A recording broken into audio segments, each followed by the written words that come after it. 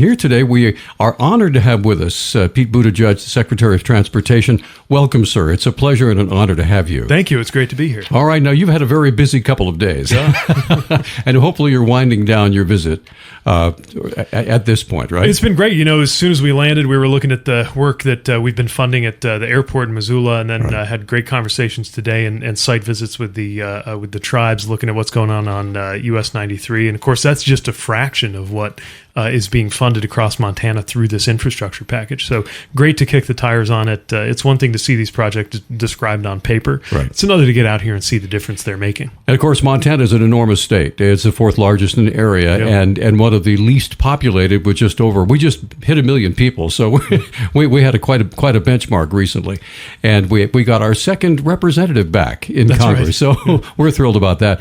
So tell me about your trip so far. What kind of things have you covered? Obviously, you've had questions at the airport. What kind of response did you have to the new additions to the airport? Well, it was really exciting to see the work that's taking place at the airport, the improved passenger experience that's going to happen there, but also, very importantly, that added capacity at the airport means more airlines and more flights can serve this region. That means helping to keep airfares under control, because I know affordability is a real concern. So seeing that we were not just creating a better day-to-day experience, but a more competitive landscape was really encouraging for us. The other thing I loved seeing there is that the first phase of that project came in under budget, which is what I'd love to see more of, because usually with infrastructure, it tends to happen in the opposite direction. So it's great to see that. Today we were the Confederated Salish and Kootenai tribes looking at their needs and their work that they're doing.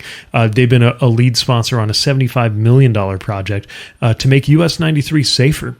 This is well known to residents around here as a very high crash corridor, and we can do something about that through investments that, among other things, help create safe ways for pedestrians, bicycles, even horses to be alongside the road instead of right up against it, bridges, better design, and importantly, wildlife crossings. This is something that I think a lot of folks in Washington didn't really understand why you would need to fund wildlife crossings. You know, it almost sounds like something people could make a joke about. You're building a bridge for reindeer or something, but actually, you know what, I just saw one of them.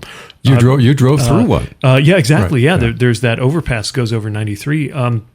It's not just good for moose, it's good for people. I mean, the number of wildlife vehicle collisions we have in this country, it's actually responsible for roughly 26,000 injuries every single year. And, when you've got the elk, moose, bears, so many of the different kinds of wildlife out here, that really is a vehicle safety issue. And we think we can save a number of lives through good investments in that. So really love being able to see that work for myself and see how those programs are going to make a difference. It's a different problem than Washington, D.C., that's for sure. It's not something people are thinking about there. Yeah, we got our own, strange creatures in political life. But no, this is about the core mission of our department. It's not just ornamental. It's not accidental. The main reason our department exists is safety. And part of what we can do about safety is better designs, whether it's preventing vehicle collisions or just or preventing pedestrian deaths, which are a big part of what we've been up against in trying to make this country safer. How is Montana doing in prioritizing its infrastructure projects from your view as Secretary? So far we've identified $2.4 billion coming to Montana alone, and that does reflect a lot of prioritization, even with this historic funding that we have in this bill. And we're thankful to have it. Obviously, I'm thankful for John Tester's role in helping to negotiate that bipartisan deal, and thankful that that's more funding than any of my predecessors have ever had to work with. But it still is a fraction of the demand. We have to make tough choices when these applications come in. Sometimes it's 5 to 1, 10 to 1, as in we get $10 billion of requests when we have $1 billion of funding to give out. And then only the strongest and best projects make the cut. So the fact that you did have success on this US 93 project, we're doing a project on I-90. We're doing work out in the eastern part of the state, more toward Billings. The airport, some of that was competitive funding. That reflects good prioritization that enabled us to say yes, even with a lot of competition for those dollars. Montana's doing well, really punching above its weight. It sounds like success is breeding more success when it comes to a state, large in area but small in population for the projects that we need with crumbling infrastructure and bridges and that sort of thing. If we're doing a good job, that brings us to the attention of the Department of Transportation. Absolutely. It means you're credible saying this is what we want to do next. You can see that at the airport, and we saw phase 1, but now there's phase 2 underway, and they're looking at phase 3.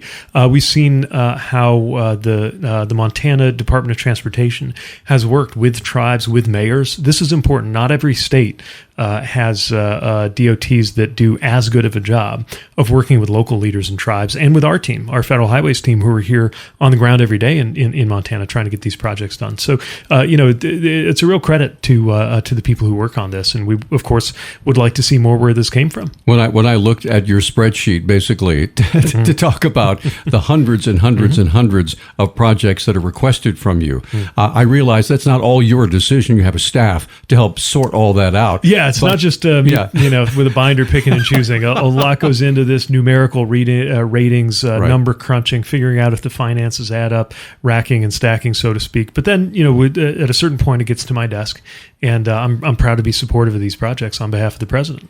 Now, paying for the new infrastructure, what about I was asked to ask you about the hold on gas tax increases. Now, those of us who pay gas taxes are thrilled that there's a hold, but when it comes to further funding more projects, that's got to be a challenge. Yeah, one of the things that the president made very clear to me when I got this job was that we're not going to raise taxes on anybody making less than $400,000 a year. And of course, gas taxes are part of that. It's just a basic principle from day one that we came in with as an administration. But of course, you get what you pay for, and you got to find ways to fund all of these priorities. Now, Congress has provided the right kind of funding structure to make sure that we could fund this bipartisan infrastructure package. States have to do their funding in their own way. Some states do it with gas taxes. Some states do it with registration fees. Others have other structures.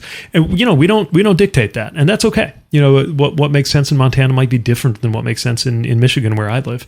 But we do need to make sure that we make those investments, because if you don't, it's kind of like a leaky roof. You might feel like you're saving money from year to year by waiting, but in the end, it's only going to be that much more expensive to fix it. And frankly, that's kind of what we're dealing with as a country. It's been 30, 40 years since we really did the right kind of infrastructure funding that caught up to us.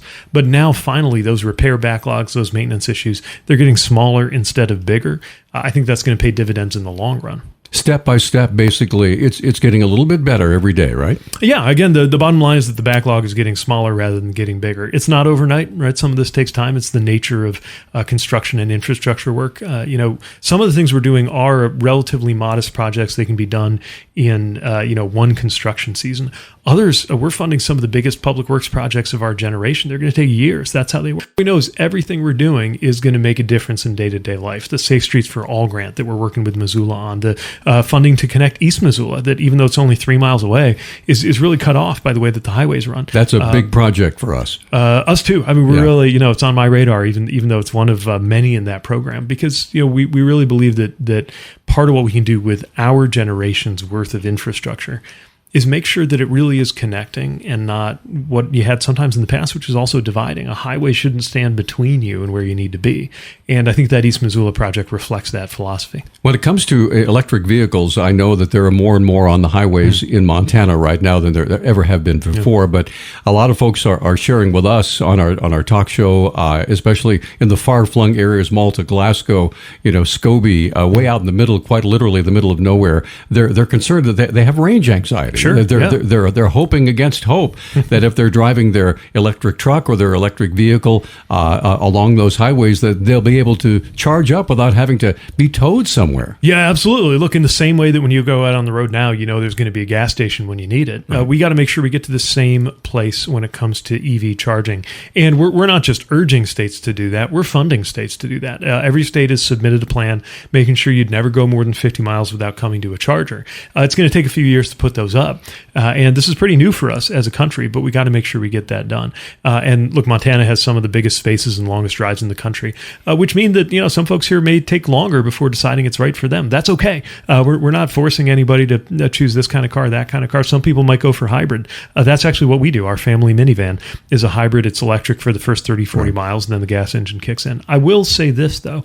One thing that I think might be surprising to some folks is that I actually believe many Montana communities are especially well suited to benefiting from an EV. And what I mean by that is people here are more likely to live in single-family homes, which means you already have some kind of charging infrastructure in the form of a plug in the wall. Again, that's what we do at our house in Michigan. We'd keep meaning to get a level 2, but right now we just put an ordinary wall plug.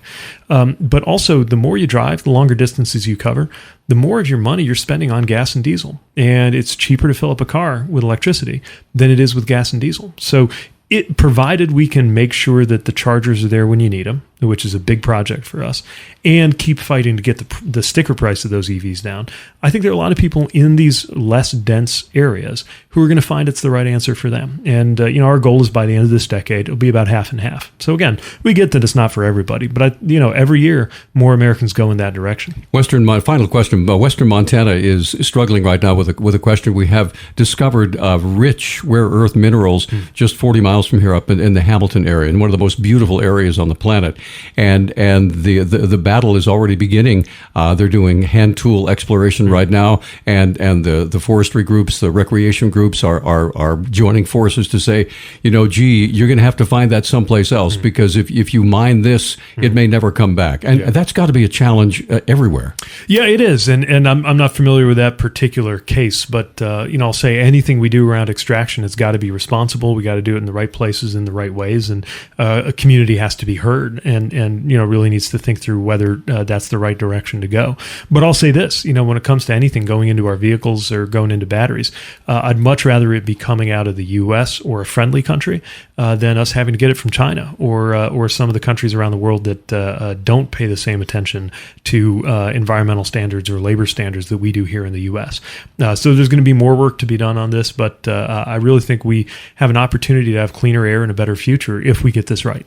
Mr. Secretary, thank you for coming in. Where are you headed now, sir? Pretty soon we'll be headed home. I got 2.5-year-olds, a boy and a girl that Where's Dad? Can't wait to get back to. Yeah. And but it's been a great visit. I'm really enjoying our time here, and I see why so many people have been discovering. I know that puts some pressure on the community too. It does. But you all shouldn't be surprised that so many people are flocking to this region. It's just a beautiful, remarkable place. It's been a great pleasure meeting you, and thank you for spending so much time with us in Montana. We appreciate it. Thank you.